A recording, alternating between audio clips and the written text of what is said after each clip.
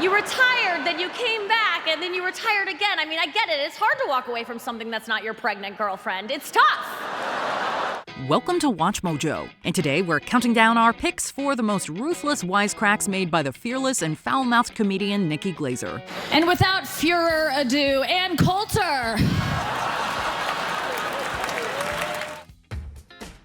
Number 10. Rudy Giuliani's blood alcohol content. But since I'm hosting a late night show, I just thought it would be appropriate to roast some politicians while I'm here. In an unforgettable appearance on Jimmy Kimmel Live, Nikki delivered a rapid and relentless fire of insults, directed specifically towards politicians. The best one, perhaps, was her dig into Rudy Giuliani. Besides casually calling him a rodent, she also highlighted an extreme decline in the public's support for his character, using some hilarious numbers. Oh, this rodent. Rudy Giuliani. Rudy Giuliani, 9/11 was your shining achievement, and now it's your blood alcohol level. While other comedians have attacked Giuliani's unusual personality, few have done it as quickly and effectively as Glaser. Comparing him to O.J. Simpson might have been the most diabolical line. But hey, nothing is sacred if it's funny, right? No one has squandered a legacy more than you. You used to be a hero, and now everyone hates you. It's like, I guess it's nice that white people finally have our O.J. Simpson. Number 9. Keeping it Kevin Hart. But this next roaster is amazing, guys. It's Nikki Glaser, and her new comedy special is called Someday You'll Die.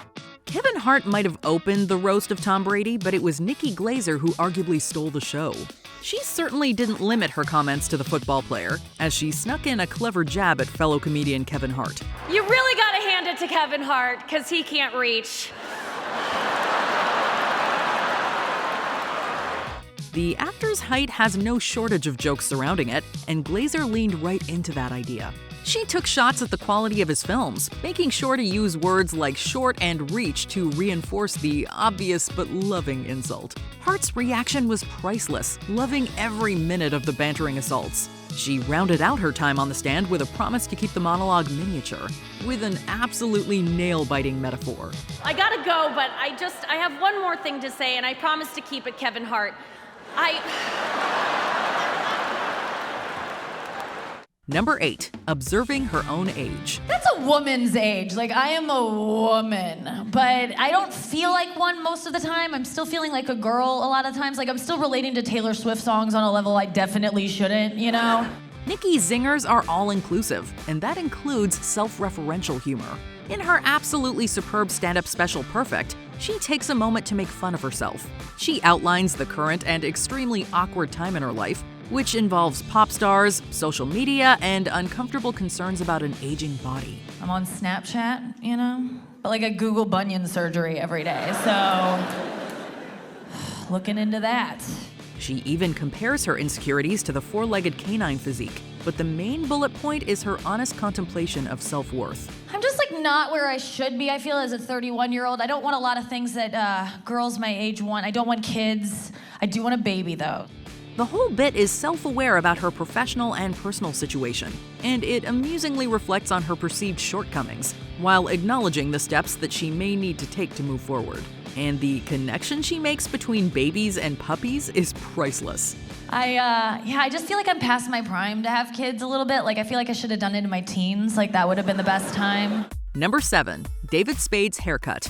David Spade, you guys, keep it going. David Spade, the host with the most step stools in your apartment. In the friendly firing of insults that occurred during Comedy Central's roast of Rob Lowe, Nikki Glaser lifted her joke-telling boxing gloves against David Spade. Emperor Kuzco himself introduced the comedian, ensuring to work in jovial insults about her looks and her television show. Now, some people say Nikki Glaser is only here because she's good-looking. Nothing could be further from the truth. While met in good spirits, Nikki fired back quickly with some vicious retorts. His height was low-hanging fruit, you might say, but she went even further than that. She mockingly observed his haircut, suggesting that it had inadvertently influenced members of the opposite sex. David, you've seriously influenced so many female comics' haircuts. She went on to acknowledge several others, including Peyton Manning. Her subtextual slay that compared Peyton to Tom Brady is one for the stand-up history books. I don't know much about football, but I love Peyton in commercials. You're so good at him, like legitimately. I'd say you're the greatest of all time. I'd say you're like the Tom Brady of being in commercials, like the greatest. He's Number 6, taking on Ed Norton.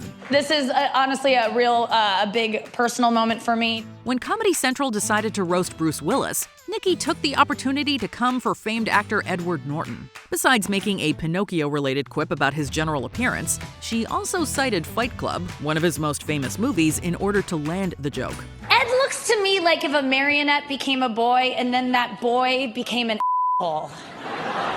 Both the crowd and Norton responded with electricity, proving that her comedic prowess and awareness of pop culture were two of her strongest assets. Norton has an arguable reputation of being difficult on set, and that common knowledge may have helped the insult land. Based on his laughter, though, it seemed that Tyler Durden's alternate personality was smiling and steering into the comedic skid. He was so hot in Fight Club, right? When he was Brad Pitt. That was nuts. Number 5, film versus TV. Well, tonight we celebrate the best of film and hold space for television. The discrepancy between TV and film is a famous clash in the history of many award shows like this one. TV has often been considered the younger brother of the movies, even if a bit unfairly. We have got some huge movie stars here tonight. Kate Winslet is here, Kate Blanchett, Colin Farrell.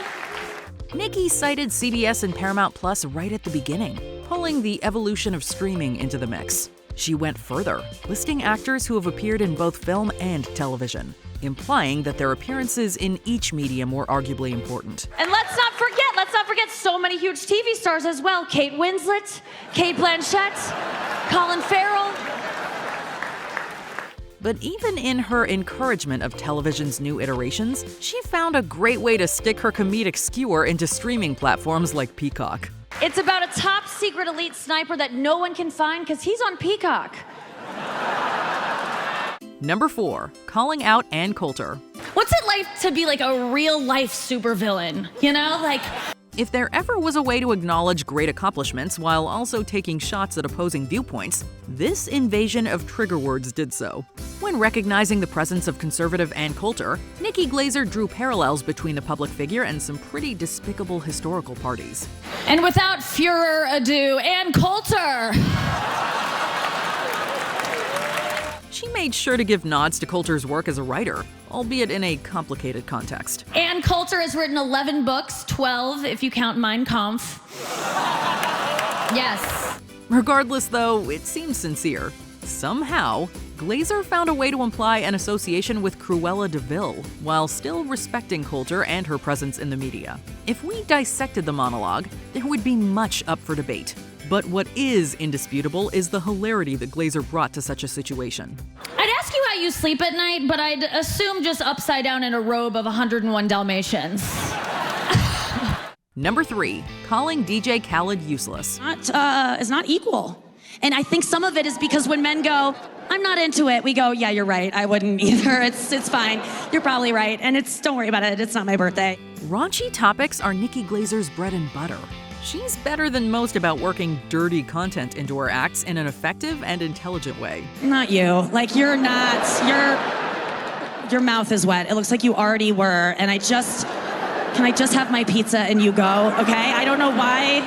So, it was no surprise when she referenced a statement by artist DJ Khaled that she made this singer stick perfectly.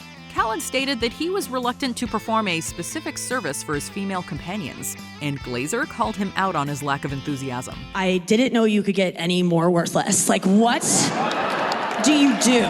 The comment also implied that his overall contribution as a musician was questionable as well, though she didn't spend too much time dwelling on it. She also commented on the same subject with Joseph Gordon-Levitt, though she approached that one from a more original direction. But only with the crust cut off first. Isn't that his look? Number 2, connecting Diddy, Zendaya, and Stanley Tucci. No baby oil this year, just lots of olive oil, okay? Nikki made sure that her Golden Globes opening monologue had just the right touch of current events, acknowledgments of the biggest actors of the moment, and prods at the most praised movies of the year. In a fierce line, she implied that Dune might have been a bit more boring than critics would admit, while also commending Zendaya's presence in the story. Zendaya, you were incredible in Dune. Oh my God, I woke up for all of your scenes. You were so good. The scandal surrounding Diddy was inescapable in 2024's pop cultural news, and she made sure to reference that as well. I mean, that movie was more sexually charged than Diddy's credit card. I mean, seriously. She finished the joke off with a warm-hearted but bold tie-in to Stanley Tucci. Connecting all of those stars might be a leap difficult for even Evel Knievel, but Glaser found a way to make it work. I know it. Stanley Tucci freak-off just doesn't have the same ring to it, but... Before we continue, be sure to subscribe to our channel and ring the bell to get notified about our latest videos.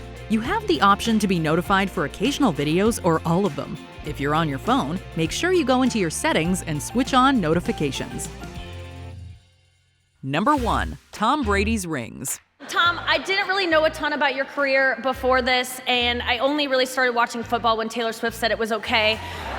A lot can be said about Tom Brady. From his iffy final appearance as an NFL quarterback to the breakup with his ex-wife Gisele Bündchen, Nikki Glaser rocked it during Brady's roast, and one of her best chucklesome interjections was this one. She found a way to simultaneously acknowledge his achievements in Super Bowl ring accumulation, while also stabbing at the recent and tumultuous end to his marriage. The only thing dumber than you saying yes to this roast was when you said, "Hey babe, you should try jujitsu." I think that was... While some might have stood on an uncomfortable edge while listening to her delivery, it definitely displayed her ability to tackle extremely sensitive topics with grave audacity and fearless charm. You were a 6th-round draft pick that really everyone kind of counted out. No one believed in. And then you became this. You became the greatest of all time. If comedy does indeed exist to push the limits of society, this joke shows that Nikki Glaser is more than willing to accept that responsibility. You have 7 rings. Well, 8 now that Gisele gave hers back, but... What are your favorite Nikki Glaser burns? Let us know in the comments. Even Gronk was like, "Me know that not real money." Like... Did you enjoy this video? Check out these other clips from WatchMojo, and be sure to subscribe and ring the bell to be notified about our latest videos.